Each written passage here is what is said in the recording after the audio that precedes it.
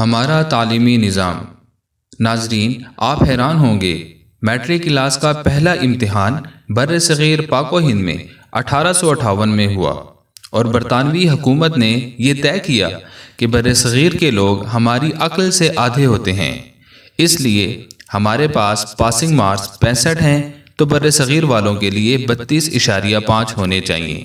2 سال بعد 1860 میں اساتذہ کی آسانی کے لیے پاسنگ مارکس 33 کر دیے گئے، اور ہم 2021 میں بھی انہی 33 نمبروں سے اپنے بچوں کی ذہانت کو تلاش کرنے میں مصروف ہیں۔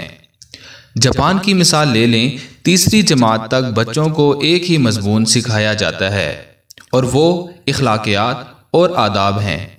حضرت علی رضی اللہ تعالیٰ عنہ نے فرمایا، جس میں ادب نہیں اس میں دین نہیں۔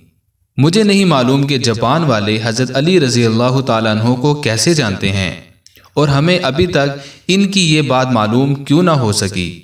بہرحال اس پر عمل کی ذمہ داری فی الحال جاپان والوں نے لی ہوئی ہے۔ ہمارے ایک دوست جاپان گئے اور ایئرپورٹ پر پہنچ کر انہوں نے اپنا تعارف کروایا کہ وہ ایک استاد ہیں، اور پھر ان کو لگا شاید وہ جاپان کے وزیر اعظم ہیں۔ یہ ہے قوموں کی ترقی اور عروج و زوال کا راز۔ اشفاق احمد صاحب کو ایک دفعہ اٹلی میں عدالت جانا پڑا، اور انہوں نے اپنا تعارف کروایا کہ میں استاد ہوں۔ وہ لکھتے ہیں کہ جج سمیت کورٹ میں موجود تمام لوگ اپنی نشستوں سے کھڑے ہو گئے۔ اس دن مجھے معلوم ہوا کہ قوموں کی عزت کا راز استادوں کی عزت میں ہے۔ آپ یقین کریں، استادوں کو عزت وہی قوم دیتی ہے جو تعلیم کو عزت دیتی ہے اور اپنی آنے والی نسلوں سے پیار کرتی ہے۔ جاپان میں معاشرتی علوم پڑھائی نہیں جاتی کیونکہ یہ سکھانے کی چیز ہے، اور وہ اپنی نسلوں کو بہت خوبی کے ساتھ معاشرت سکھا رہے ہیں۔ جاپان کے اسکولوں میں صفائی ستھرائی کے لیے بچے اور اساتذہ خود ہی اہتمام کرتے ہیں۔ صبح 8 بجے اسکول آنے کے بعد سے 10 بجے تک پورا اسکول بچوں اور اساتذہ سمیت صفائی میں مشغول رہتا ہے۔ دوسری طرف آپ ہمارا تعلیمی نظام ملاحظہ کریں، جو صرف نقل اور چھپائی پر مشتمل ہے۔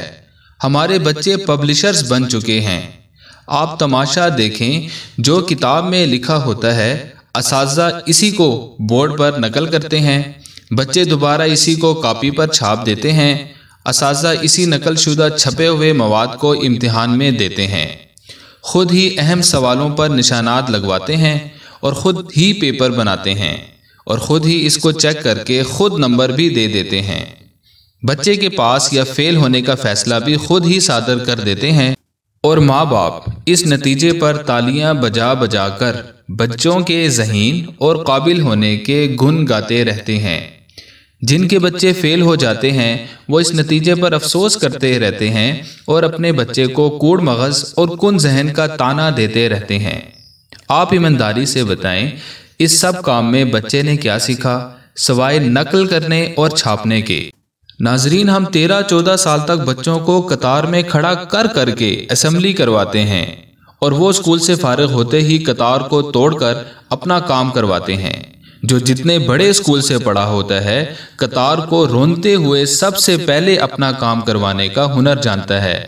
ہم پہلی سے لے کر 10ویں تک اپنے بچوں کو سوشل اسٹڈیز پڑھاتے ہیں، اور معاشرے میں جو کچھ ہو رہا ہے وہ یہ بتانے اور سمجھانے کے لیے کافی ہے کہ ہم نے کتنا سوشل ہونا سیکھا ہے۔